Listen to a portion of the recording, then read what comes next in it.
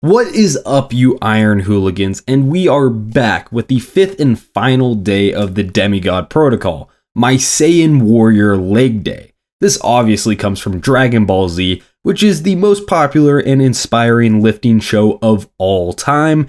If you're on your journey of gains and you have not watched Dragon Ball Z, get on it, because nothing is more testosterone boosting than watching two extremely muscular guys power up and beat the shit out of each other. But anyways, this is a bit of a different leg day than usual. I focus on a lot of different stuff than just quads and hamstrings. I've got a lot of forearms, a lot of calves, and some athletic training in there. Because as I talk about in the Demigod Protocol, I am super focused on bringing up my weak points. Since I've established my base, I've built a good solid foundation of muscle. I want to focus on the things that have been put on the back burner for years and years. But before we jump into it, I'd like to ask you guys to subscribe and then leave a comment. I don't really care about likes. I'd rather talk to you and answer any questions that you have. But let's jump into it with my warm-up. My warm-up for this day is jump rope. I'm not very good at jump rope, but I don't really care because it is fun. And usually I do the assault bike when I have really quad heavy squat focused days. But here my primary focus is my calves, so this really makes sense as a warm-up. And also it's refreshing. It's a Saturday for me when I hit this day, and sometimes you really don't want to go into the gym. So the less barriers that you have to having fun and enjoying yourself, the better off you are. So I do some goofy shit. I'm not very good, as I said, so I just have fun with it. And I think that's a key factor that a lot of people miss in the gym. It's okay to look a little dumb. It's okay to not be good at everything that you do. That's where the practice comes in. That's where the repetition. That's the beautiful thing about going to the gym every single week is you get a chance to be better. It's not about where you are now. It's about where you are next week. Is it 1% better? Great. Now compound that over years and years, and you're a master at what you do. Now let's jump into our first quadruple set. Yes, you heard me right, quadruple set. This is the Super Set Saiyan, not just the Super Saiyan workout day. And I kick it off with donkey calf raises. This is something that I've been experimenting with and I plan to implement full time across the board 3 times a week because I am sick and tired of small calves. And this is how I'm going to fix it. I did seated calf raises for years and made no growth. And then in the past year, I said, screw it. I'm only doing straight leg calf raises, and I grew an inch and a half on my calves, like immeasurable progress compared to everything else that I've done before. Well, technically it is measurable because I did measure it was an inch growth, inch and a half with a pump. But the point is that I found something that works. So I looked back into calf training throughout the years, and in the golden era, they used to do a lot of donkey calf raises. And what is a donkey calf raise but a regular straight leg calf raise with more of a stretch? And now if I put this in the first slot, the first thing that I do on the day, it's a primary focus, then I am guaranteed growth as long as I show up and give it the effort. I've also been doing these drop sets where I drop the weight and I just do body weight, because that's the second thing that I did over the past year to grow my calves is really smash pass failure reps. Because your calves can be done and given up with a certain weight, but they've always got more juice in them. They're such stubborn muscles because you're walking around on them all day. You really need to beat them into the ground. Now, the other 3 exercises that I'm supersetting are Tib raises, hamstring curls, and then my forearm flexion. Your tibialis is the forgotten part of the calf. Pretty much nobody trains these, especially for an aesthetic purpose. And I didn't start training these for an aesthetic purpose. When I first was bulking over 200, getting hefty a couple years ago, well, I ran into shin splints. I was playing basketball every week and it hurt a fucking lot to be a big boy, big boy relative to what I used to be, and then also be jumping up and down because I was a pretty high flyer. So tibialis raises were my shock absorber exercise. Once I built up this muscle, those shin splints went away. And now that I'm at like 222 pounds, I have no problem because I do these, and at the very least I lean up against a wall and do them without weight if I don't have access to this weird contraption that I've built, which is an ab roller wheel with these weighted vest things strapped to it. You do what you need to get the job done. And this is just another part of me trying to bring up the weak points and really make a fully complete and aesthetic physique. Tibialis raises are probably not your top priority if you're in your year 1 through 5 of lifting. But for me, wanting to get these aesthetically juicy calves, hell yeah, I'm going to do these. And next up we have hamstring curls, which this exercise today is essentially just checking a box. I needed to hit my hamstrings, but I really did not feel like devoting a lot of time and attention when it comes to this day, and that is okay. It is not a focus, like me doing RDLs and then hamstring curls on my other leg day.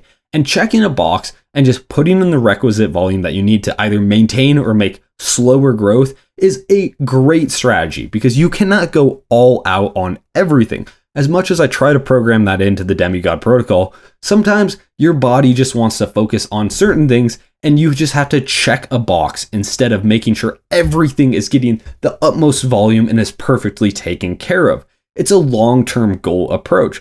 I'm happy with my leg size now, but I'm not happy with my calf and forearm size, as you'll see with the next exercise. So those are my main focuses when it comes to the secondary leg day.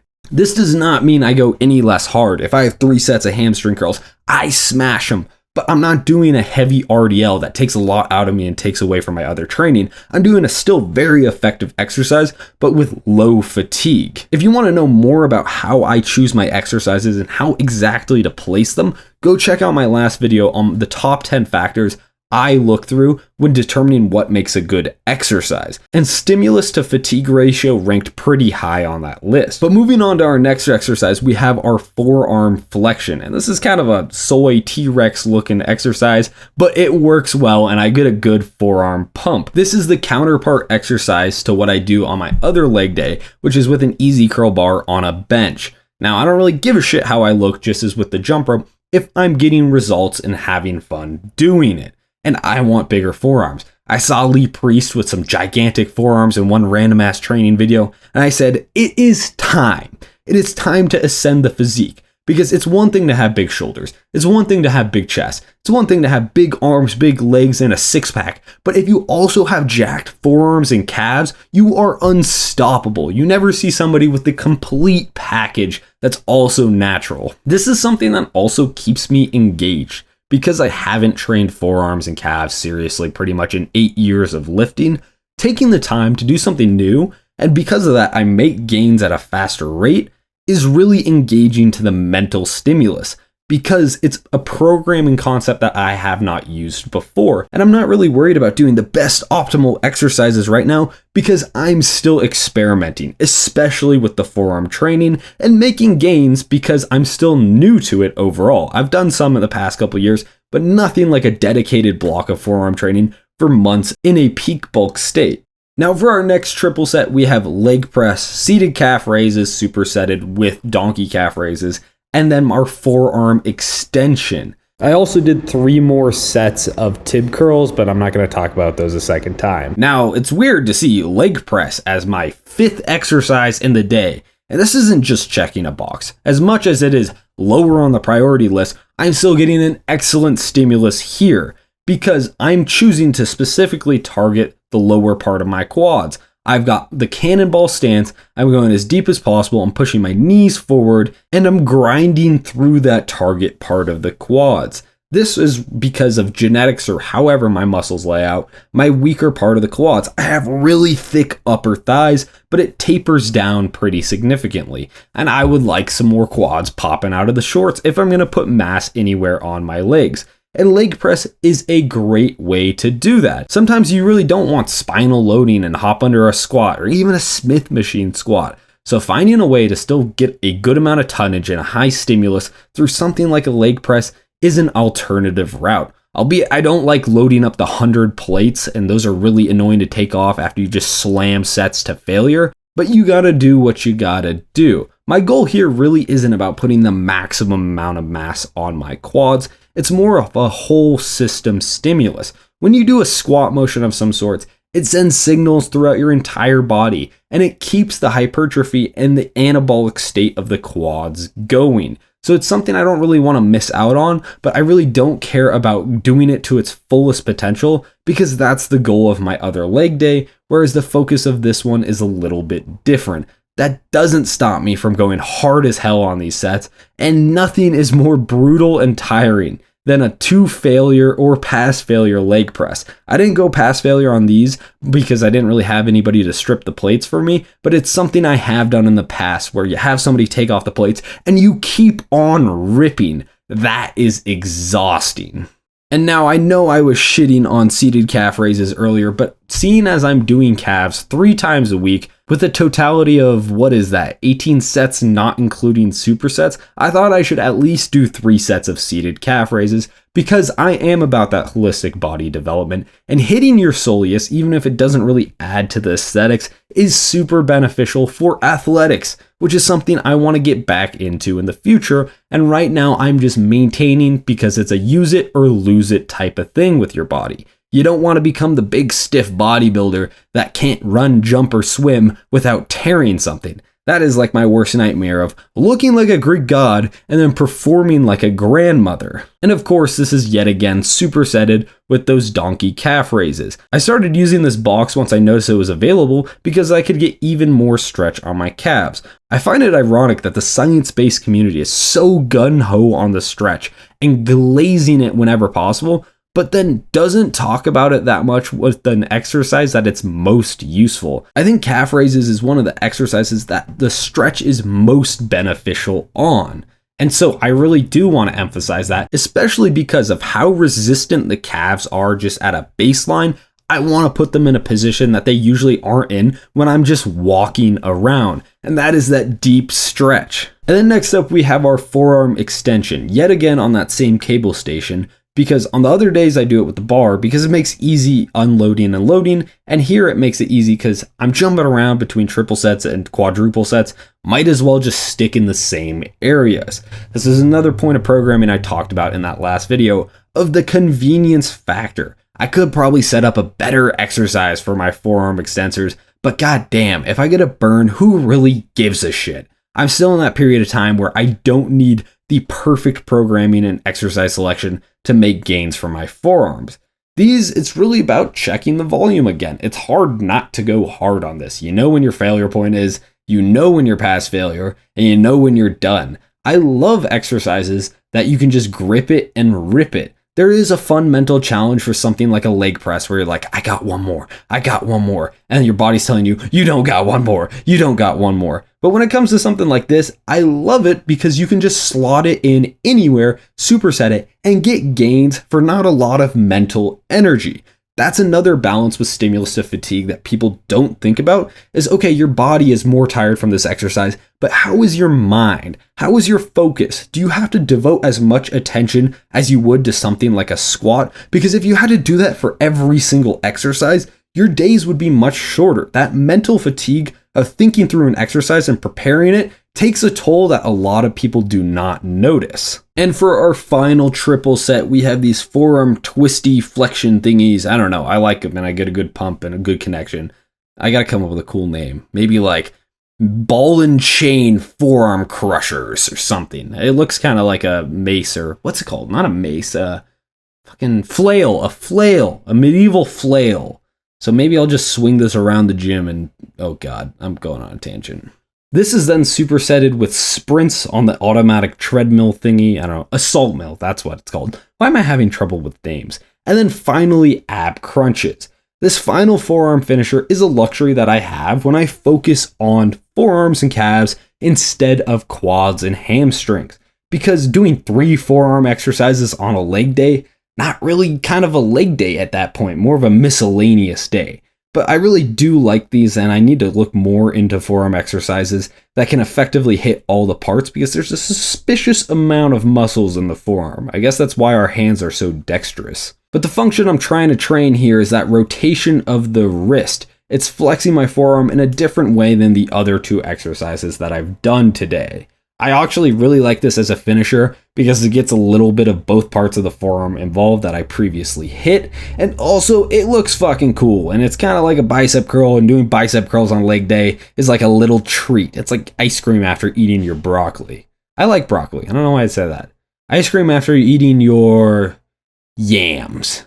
I don't think I like yams. I don't think I've eaten yams in a couple years, but I'm tangenting. On to the sprints. I do like a little bit of athletic training. I've not been as good about it as I wanted to be, but between working and smashing the gym for maximum hypertrophy gains, I've done about as well as I think I can.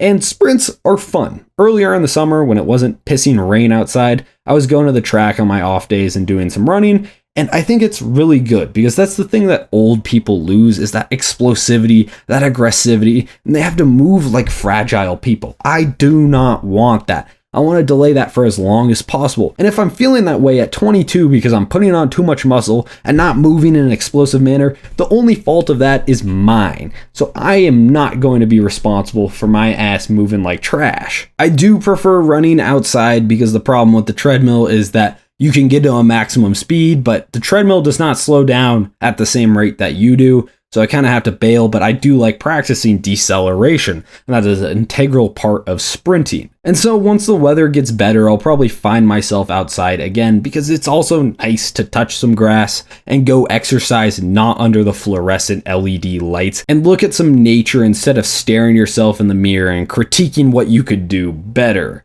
Mental health days matter, even if they're still helping you get jacked, stacked, and more capable than last time. The miles per hour counter was broken on this, but the last time I did this a couple years ago, I think I got up to 22 miles per hour, so I'd be really curious to see if I could beat that. I am like 30 pounds heavier, but also that's more power.